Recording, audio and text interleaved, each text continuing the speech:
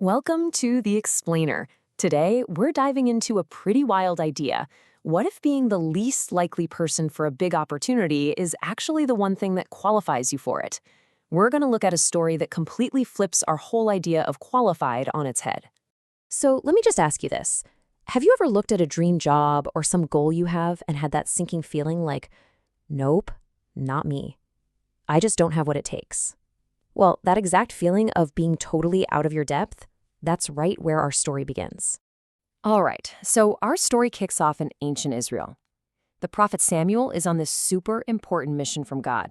His job, find and anoint the next king for the entire nation. No pressure, right? So Samuel shows up at this guy Jesse's house, ready to find the future leader. And Jesse, he does what any proud dad would do. He starts trotting out his sons, starting with the most impressive ones first, the ones who just looked like a king. But here's where it gets interesting. One by one, every son that seemed like a perfect fit on paper, the tall one, the strong one, the experienced one, gets a hard no. These were the obvious choices, the A-listers, and yet, nope, not a single one was the right guy. So you can imagine, Samuel's kind of scratching his head here. He knows he was sent to this house for a reason, but he's literally run out of candidates.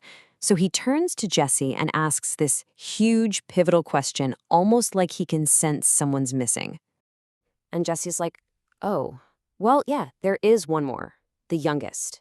He was considered so unimportant, so out of mind, that they didn't even bother to call him in from the fields for this massive event. I mean, think about that. He was the forgotten son, left out back with the sheep. And this, of course, is where we meet David, the forgotten son, the overlooked shepherd boy, the totally, completely unqualified candidate. This is really what makes the whole story so incredible. God's chosen king wasn't found in a palace or a war room or some fancy academy. He was called literally from the sheep pens. Let's be really clear here. By every normal standard, David was the wrong guy for the job. His resume didn't say royal training or military leadership. It just said shepherd. By all accounts, he was completely unqualified for what was about to happen. So why David? That's the big question, isn't it? Why was the one person nobody was even thinking about the absolute perfect choice? Well, the answer is found in this really powerful concept that just explains everything.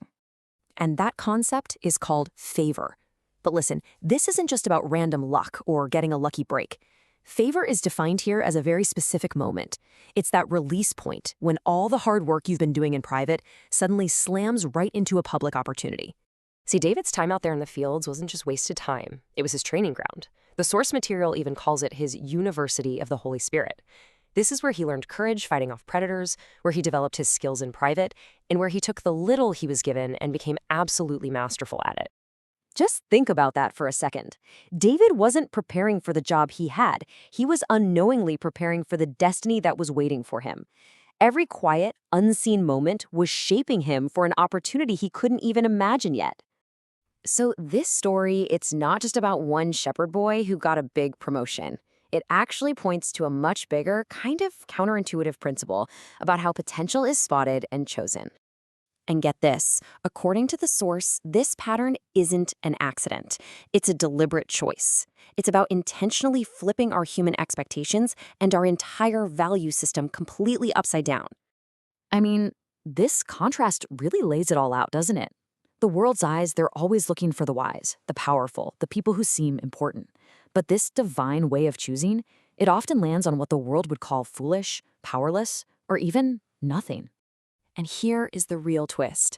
The choice is made not in spite of someone being unqualified, but often because of it.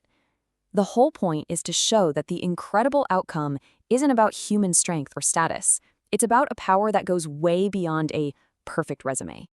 Okay, so let's bring this all back home. What in the world does this ancient story have to do with you and me right here, right now? Well, that nagging feeling of inadequacy we all have sometimes. That voice that says you're not ready, not good enough, not qualified. What if that's not a stop sign? What if it's actually a sign that you're in the perfect position for something amazing? If you remember one thing from all of this, let it be this. What looks like your biggest limitation might actually be your greatest qualification. This means that whatever your personal sheep pen is right now, That thankless job, that skill you're practicing when no one's watching, that unseen effort, it all matters. That is your training ground. That's the preparation for an opportunity you can't even see yet. And so, that's the final thought we want to leave you with. What is the quiet, unglamorous, unseen preparation you're doing right now that might just be the very thing that qualifies you for tomorrow? Thanks so much for joining us for this explainer.